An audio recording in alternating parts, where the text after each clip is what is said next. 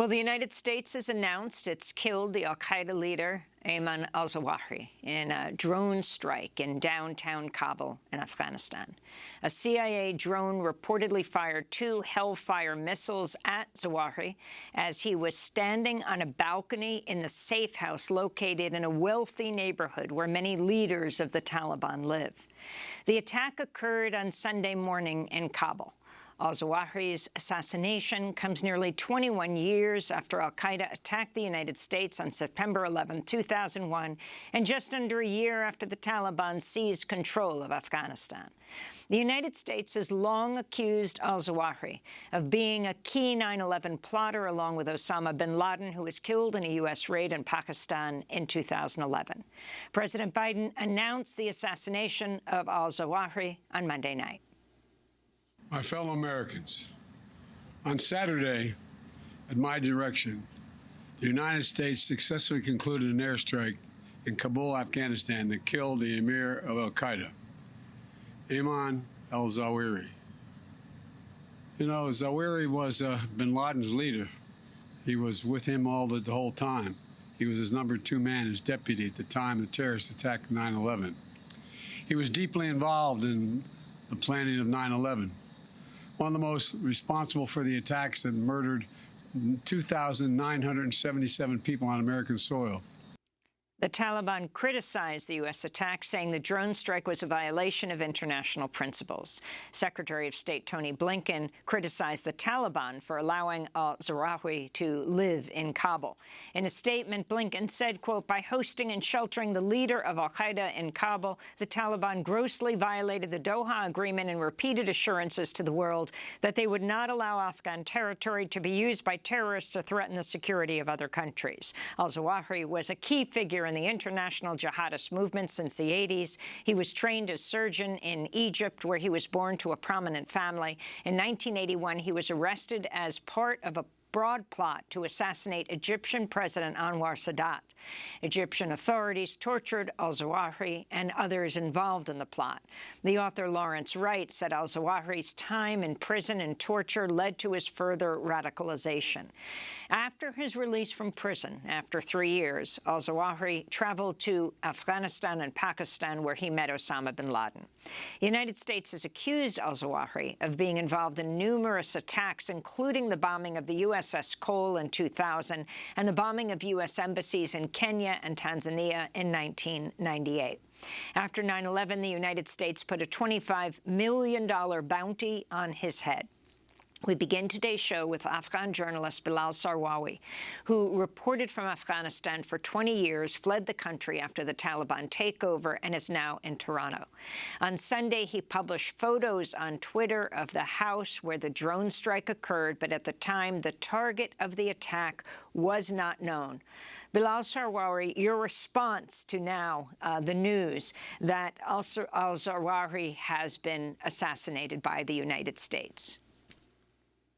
Well, I think it's shocking that the Taliban would have kept him in Sherpur, which is a upscale neighborhood not very far from Western embassies, but also the presidential palace. What has come into light that the house that was targeted has 17 rooms, it has 4 stories, it has a basement as well as a balcony. It's sort of a Pakistani inspired villa that was previously rented by an organization with whom I've spoken. And we are being told actually now by multiple sources that the house belonged to the chief of staff for Sirajuddin Haqqani, who's the interior minister of the Taliban, and the police chief of Kabul, someone called Maulay Hamza, also resided in the same street, and that the Haqqanis frequently visited this area. Now, the Haqqani network has had a generational, historical, and ideological relationship with al-Qaeda. Starting from the 1980s, there has been many intermarriages.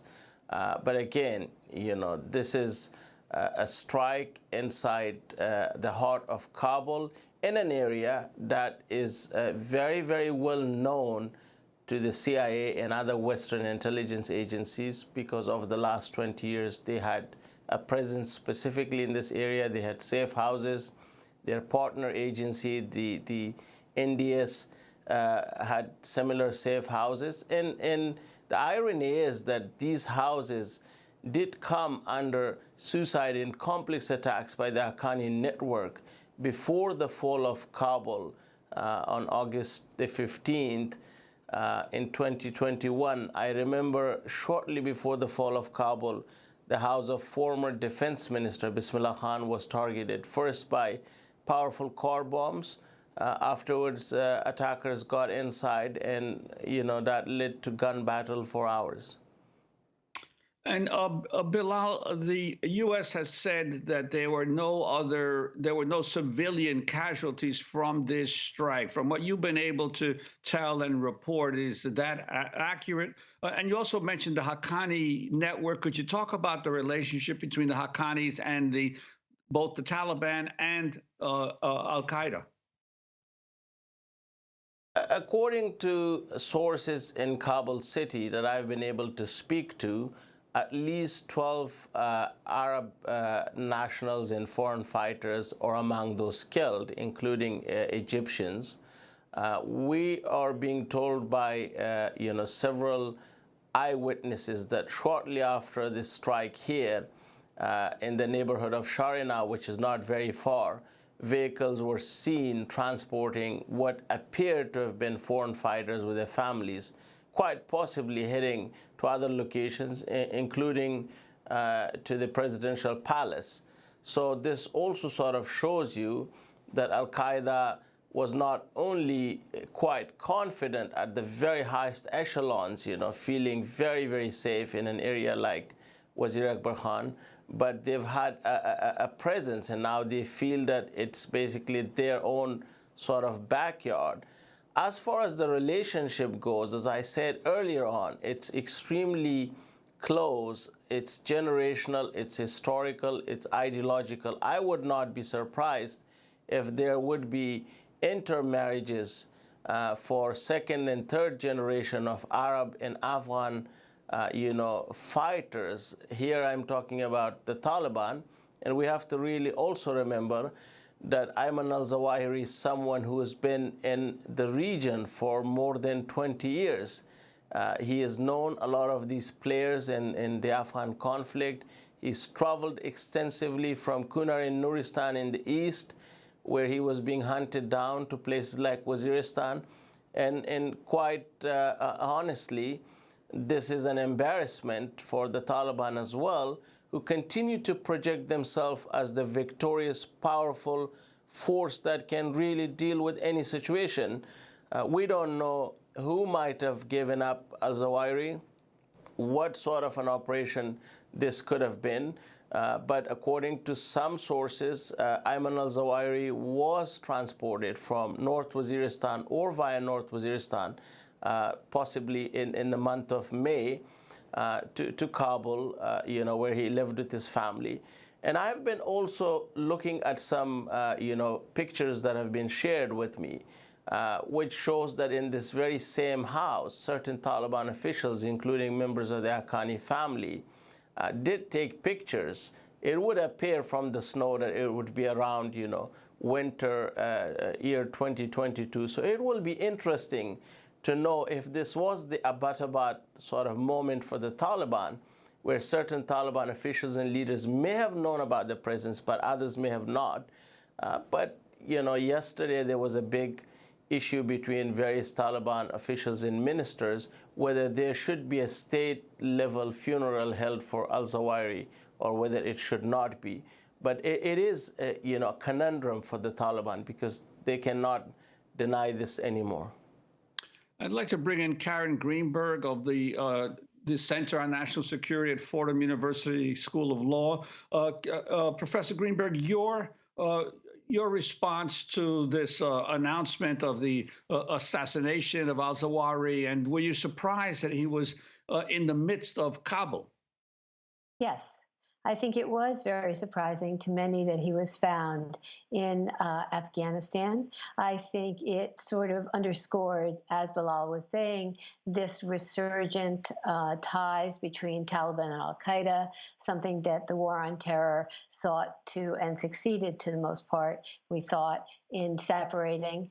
And I was also surprised a little bit at President Biden's speech, and the way he described this as part of us having to be ever vigilant about the war on terror, because in many ways this was the final blow of the sights that the United States had in mind in countering the 9/11 threat and in the post 9/11 era, meaning that this was, after bin Laden, who was the most important leader of Al-Qaeda since 9/11, and that is al-Zawahiri. And so I think that his death is actually a very important moment in understanding the addressing 9/11, addressing the war on terror. And in many ways, although terrorism may continue to proliferate around the world, and as we know, there's much terrorism in a number of splinter groups, the question is this really the final part of the post 9/11 war on terror, no matter what the future may bring? So those are my initial thoughts on it. The author Lawrence Wright wrote extensively about al-Zawahiri in his book, The Looming Tower, Al-Qaeda and the Road to 9/11. In 2010, Wright appeared on Fresh Air and talked about how al-Zawahiri was further radicalized after being tortured while imprisoned in Egypt. And so many of the ideas that were percolating there boiled into Al-Qaeda. And there's one thing that wasn't really, I think, voiced as an idea, but the torture that they endured, in my opinion, is what really gave them an appetite for revenge. And the bloodletting that is so characteristic of Al-Qaeda, and really is very unusual for terror groups which are mainly interested in theater, I think it was born in the humiliation that those men felt in those Egyptian prisons. So that is Lawrence Wright talking about al-Zawahiri. Karen Greenberg, you wrote the book Subtle Tools, The Dismantling of American Democracy from the War on Terror to Donald Trump. Can you talk about the significance of him being tortured and just give us a thumbnail history of who al-Zawahiri was? What is his history? Yeah, and this is something you did well in the introduction to your show, so I'll try not to be too repetitive. But Ayman al-Zawahiri was born to a well-to-do family, educated, a family that consisted of doctors, sort of famously, numerous doctors within the family. He, too, studied at the University of Cairo, became a doctor, was often referred to as the doctor. And the reason that he was in prison was that he was convicted not of the actual assassination of itself, but I think, of having arms in his possession as part of the plot that assassinated Anwar al-Sadat. And so that is why he went to prison. He went to prison for 3 years. And yes, the stories of how torture affected him were, I don't think it's just Lawrence Wright. I think he does a fantastic job. He's a fellow at my center, by the way. A fantastic job sort of telling how torture breaks down the human being, breaks down the personality, and really is transformative in terms of how it can lead to violence in the future. And Ayman Zawahiri is an example of this. After he was released from prison, he was expelled from Egypt, and he went to Afghanistan, where he met Osama bin Laden and began what became this relationship that eventually led to Zawahiri uniting the Egyptian jihadist Islamist forces with bin Laden's Al-Qaeda, and was a person who was known for strategy, for masterminding a number of attacks, not particularly charismatic, not particularly liked, but no matter, a very effective strategist in terms of fighting. He was identified not just with the plans for 9/11, but prior to that, for the attack on the USS Cole in 2000, which led in the Gulf of Aden off of Yemen, which led to the deaths of 17 servicemen, U.S. servicemen. And also, he was indicted, along with bin Laden, in the indictment against those who conducted the bombings, as you mentioned, in East Africa in 1998. And so he has a long history after that imprisonment of violence in the name of jihad. And the other thing about Zawahiri that's interesting is that it was bin Laden that basically said, we are going to be an internationalist organization, and we are going to attack the West, and we are going to attack the United States. Prior to that, much of Islamic jihad has been focused on local issues, local insurgencies. Under Zawahiri's command, after the death of bin Laden, there was a return, not a separation entirely from anti-Western, anti-American, but a return to a focus on local issues, local insurgencies. And much of what Zawahiri did was to try to have a hand, if not a formal affiliation, with many of these terrorist groups that were proliferating in the Middle East, in Africa, and elsewhere. And so he's had an important imprint on al-Qaeda for many, many decades now. And so, we'll see what his death actually means going forward in terms of the organization of al-Qaeda, because we don't really know, although many think it will be the third in command, Saif al-Adil, who will be in charge of al-Qaeda going forward. But my guess is that al-Qaeda, that this is really a identifying moment for al-Qaeda, and whether or not it'll have a future and what that future will look like is very much in question after his death. Well, I'd like to follow up on that very issue with Bilal in terms of this historically an American approach to dealing with its enemies is that you assassinate the head and therefore you stop the movement. It's not just in terms of bin Laden and al-Zawahiri, but the leaders of ISIS. You could go back to the days when the United States was hunting Che Guevara in Latin America, all the assassination attempts against Fidel Castro, the killing of Saddam Hussein, and even going back to the 1930s, the hunt for Sandino in Nicaragua. Is it your sense that this attempt to cut off the head really deals with the fundamental issues that are raised by these insurgencies? Well, I think al-Qaeda did transform the Taliban as an insurgency over the last 20 years. Let's go back and see how the Taliban learned to use roadside bombs, for example, how they learned to have an army of suicide attackers. How did they learn to have powerful truck bombs?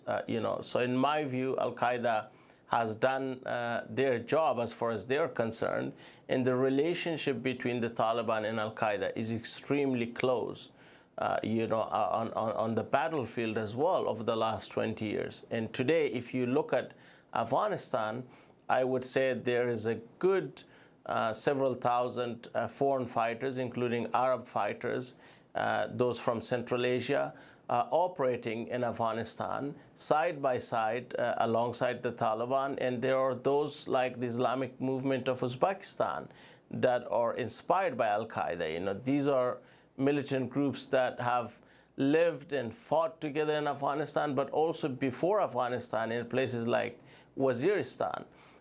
So it would be interesting how the Taliban would try to deal with that internally. First, how do their fighters and mid-level commanders react to this?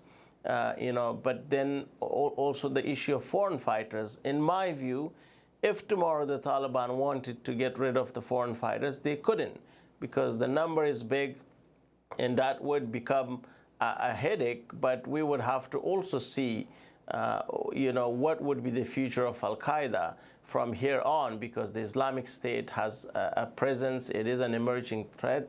We know that.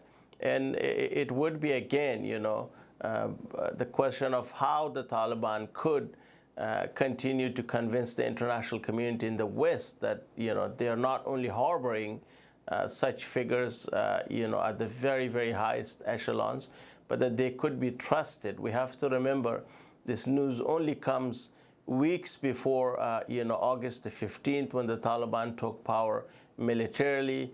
And in my view also, over the last 1 year or so, we have continuously reported the presence of drones over Kabul, over northern and eastern parts of Afghanistan. So that also means that the Americans, in particular, did not trust the Taliban, as partners, because there was this sort of joke going around Kabul before Afghanistan fell to the Taliban, that there was this counterterrorism cooperation going on between the Americans and the Taliban. And I could tell you that in the eastern province of Kunar, where I come from, there was a time when there was ample amount of evidence that the Americans were carrying out airstrikes against the Islamic State. Quite possibly the coordinates were given by the Taliban on the ground through mobile phones. And that did not send a very powerful message at that time to the Afghan government and specifically to its special forces, who had a very close relationship with the American army. We want to end by going back to President Biden's speech last night and getting Professor Greenberg's comment on the war on terror. As Commander-in-Chief, it is my solemn responsibility to make America safe in a dangerous world. The United States did not seek this war against terror. It came to us, and we answered with the same principles and resolve that have shaped us for generation upon generation. To protect the innocent, defend liberty, and we keep the light of freedom burning, a beacon for the rest of the entire world, because this is a great and defining truth about our nation and our people. We do not break. We never give in. We never back down. Karen Greenberg, your response to Biden and the so-called war on terror. My response is that the speech could have been much more about how this is a final moment in the war on terror as we defined it after 9/11. I do think that Biden is seeking vindication for pulling out of Afghanistan and being able to say, look, we can still protect ourselves even in Afghan space if we need to by these over-the-horizon strikes. I did think it was a little more bellicose in terms of what the future may bring than I think many of us who have studied the pitfalls of the war on terror might have hoped for. On the other hand, this was an important moment in saying that those who brought about 9/11 and many of the attacks prior to 9/11 and who threatened the United States after 9/11 have been dealt with. The real question is, how does the United States move on now that we're really in a different era of great power rivalries, of our attention is turned to elsewhere in the world? And as terrorism experts had said from the very beginning, managing terrorism as opposed to making it a war may very much be the future of counterterrorism, although I'm not sure we would know that from Biden's speech last night. Karen Greenberg, Director of the Center on National Security at Fordham University School of Law, and Bilal Sarwary, Afghan journalist. We thank you both for being with us. Next up, voters are going to the polls today, among other places, in Kansas, there to decide whether to repeal the state's constitutional protection for abortion and pave the way for conservative lawmakers to enact a near-total ban on abortion. We'll go to the latest in Wichita. Stay with us.